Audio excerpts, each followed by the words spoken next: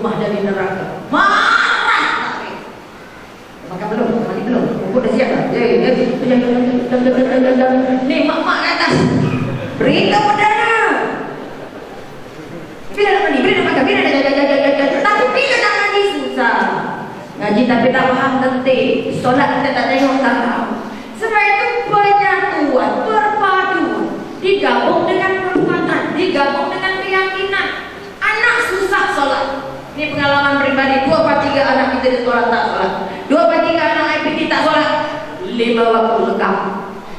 Mari saya buat balance 300 dalam balance. Tunjang kat depan sini. Saudara dengan penuh ikhlas mengaku cukup tak 5 waktu. Anak 4 tak sekolah. Ayah tak cukup 5 waktu. Nak asal anaknya. Oh sedih ya. Saya pakai data.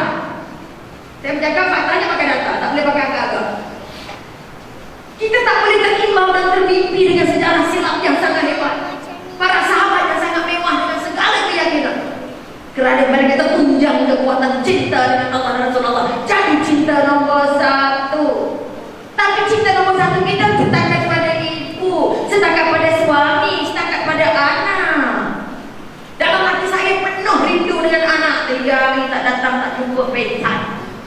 Ada orang tengok anak dah asrama setiap minggu. Rindu.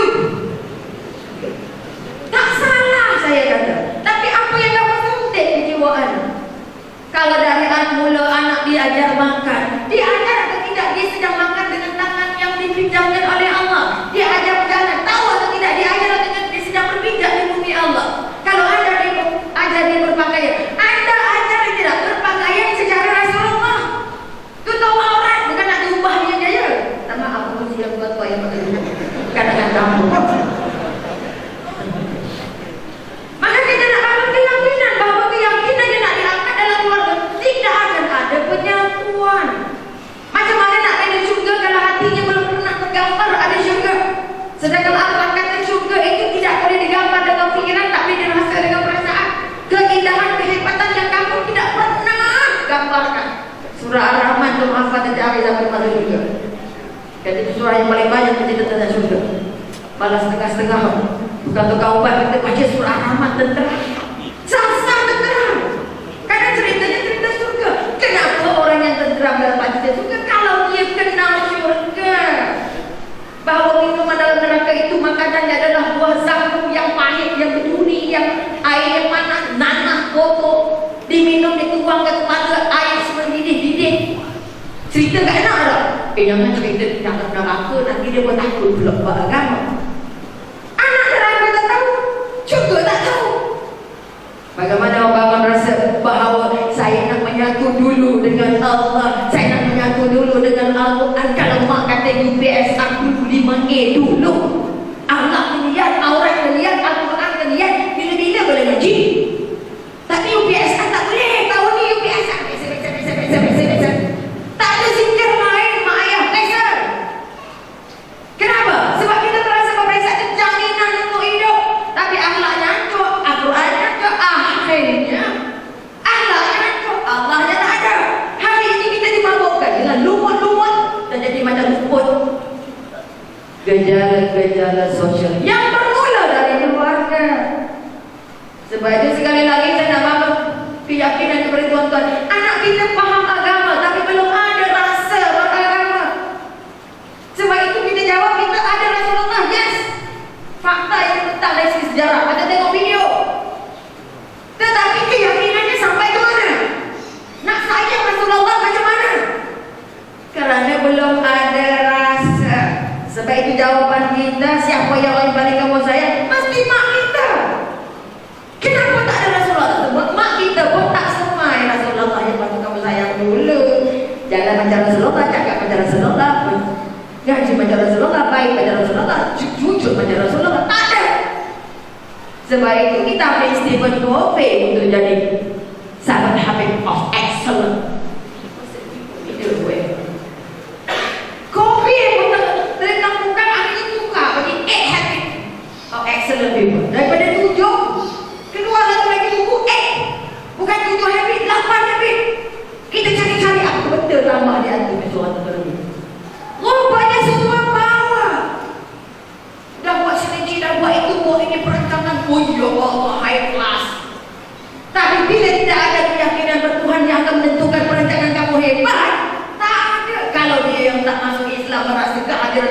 penting. Sebab itu sekali lagi bangun IQ-nya. Yang kita bercakap sekarang ini bercakap pasal fakta. Kalau sudah punya fakta, belum punya perasaan, orang itu tidak perlu banyak agama, tapi dia yakin dengan satu ayat, kamu tak boleh tipu orang. Kalau hidup tidak menipu, sampai pun dia akan sampai pun juga. Tapi kalau ada ilmu balori tapi menipu biasa-biasa, bohong biasa-biasa, tak amanah biasa, lambat biasa, seterusnya.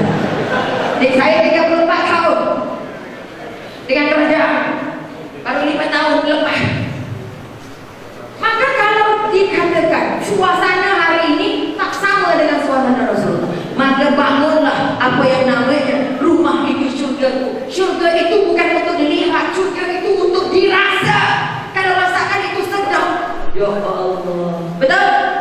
Tapi dihidangkan kuali letak atas meja, okey tak? Okey tak? Ambil beriuk rice cooker, boleh? Kalau sudah ada agama di rumah, hidangnya kena betul, pakai piring, pakai pinggan. Makanya pakai tangan kanan, pakai bismillah, alhamdulillah, pakai pegang yang jauh dekat dulu, jangan minum dulu, jangan cakap banyak masa makan, alhamdulillah lepas makan, ajarlah kanan. Inilah cara Rasulullah makan. Bila berjalan ini jalannya Rasulullah, kalau cakap ini cakapnya Rasulullah, kamu kena jujur pada Rasulullah, kamu mesti ikhlas pada Rasulullah, ikhlas saja kita lentang muka. Sebab itu sekali lagi, kita tidak akan mampu membangun baik dan nanti dalam rumah kalau di hatinya belum merasa aku terpandang surga, aku teringin masuk surga, aku rindu dengan surga, aku rindu nak menatap wajah Allah, aku rindu nak bersama dengan Rasulullah. Sebab itu visinya, mata keluarganya mesti jelas, tulis bersama-sama. Saya nak jadi ibu yang tidak melete, yes. Saya nak jadi ayah yang tidak garang macam singa, yes. Itu visinya. Saya nak bawa keluarga naik rakit sampai juga. Walaupun naik rakit lambat, naik roket tak boleh. Maka keyakinan dan juga usaha. Sebab itu 5 peringkat untuk membangun satu institusi perumahan yang cinta dengan Allahnya, membangun keluarga yang kejar pegangan dengan Allahnya. Kadang-kadang ayahnya senyum lebar, tapi anak tu tak senyum. Sebab itu kalau kita jumpa anak pelajar di sekolah IPT dan sekolah renang menengah, nak cari anak yang senang senyum, macam cari belian bawah tanah. Sebagai psikologis, saya tak lihat ini, tapi lihat dia boleh senyum tak? Dia boleh ketawa tak? Kerana semua kata individu, pertama nak cari orang yang PR-nya bagus. Nak dari doktor saja kalau garang, kau tak datang. Saya salah seorang pesakit kepada Tarif, pesakit tetap. Kalau tak baik doktornya, orang ingat ubatnya, tak ingat orangnya. Sebab itu meninggalkan kenang-kenangan.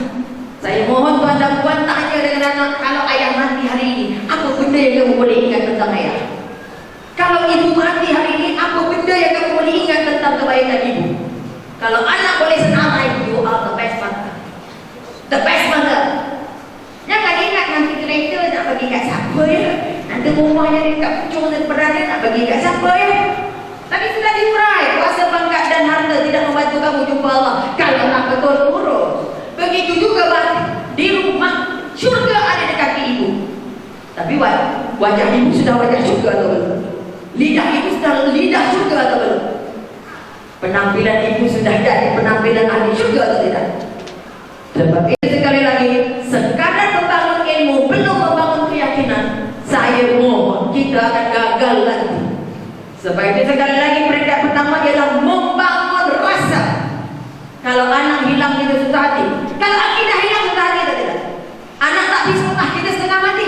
Anak tak ngaji, susah hati tak? Kalau kita semak buku sekolah anak kita, semak langkah anak kita, cari buku report card, hari pembuat report card. Pernah tak kita ada hari merehat repot solat anak kita? Siapa yang pernah semak buku anak dia? Kata, oh tak dia angkat tangan, dia dulu. Ramah banyak. Misalkan lagi dengan si almost saya atas korek. Kalau tuan-tuan belum pernah semak Fatihah anak, solat anak belum tentu jadi. Kalau belum pernah semak wudu anak, belum tentu anak saya belum. Sebab itu solatnya tanggal setelah sampai ke IBD. Solatnya tanggal setelah sampai ke sekolah asrama penuh. Saya mohon tuan-tuan, saya pergi semua IBD, pergi semua sekolah. Masalah paling besar masalah integriti. Masalah tak yakin bahawa solat itu membantu kamu jadi tak kuat jahat. Solat membantu kamu mencegah kamu membantu bukan tak masuk. Yang solat aja ni, yang solat dia buka dia masak, yang solat dia kita tahu ham, yang solat aja boleh nampak. Jelas ikhlas. Ini kau tak ada sahaja majlis tak jadi. Dapat pahala ya. Tapi nak dapat rasa ikhlas. Saya mohon saya kena kurai banyak apa nak dibuat. Tetapi menyemak, bagaimana menyemak ikhlas yang sebenarnya. Kadang kalau tidak ada konsep ini, ibadah semuanya kosong. Tuan-tuan datang sini ikhlas tak?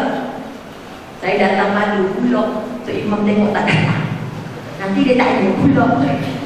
Atau saya datang, dia tengok ke Rupiah, dia tak TV ke. Habis kok. Maka sekali lagi bangun balik semak apa niat anda jadi ayah. Apa niat anda jadi ibu. Apa matlamat anda jadi ayah. Apa matlamat anda jadi ibu. Buku apa yang paling banyak dibaca? Banyak tengok TV atau tengok hadis Nabi? Banyak beli CD atau banyak beli kisah Nabi? Banyak baca Al-Kahfah atau banyak baca Quran? Banyak baca tafsir atau banyak bursa saham? Kita meneliti pergerakan bursa saham jatuh satu naik satu di kawasan orang kaya-kaya orang saham-saham betul? Bursa jatuh ini saham ini jatuh oleh kerana apa? Oh Sri Mubarak, oh pasar saham merosot. Kalau anak itu saham amanah, nak dipaparkan di papan saham yang mana? Sebab itu saya mohon Tuhan yang diberi amanah saham yang namanya amanah anak. Dia saham amanah paling besar. Nak dipaparkan nanti di syurga papan saham yang mana? Papan saham yang akan membawa anda layak masuk syurga.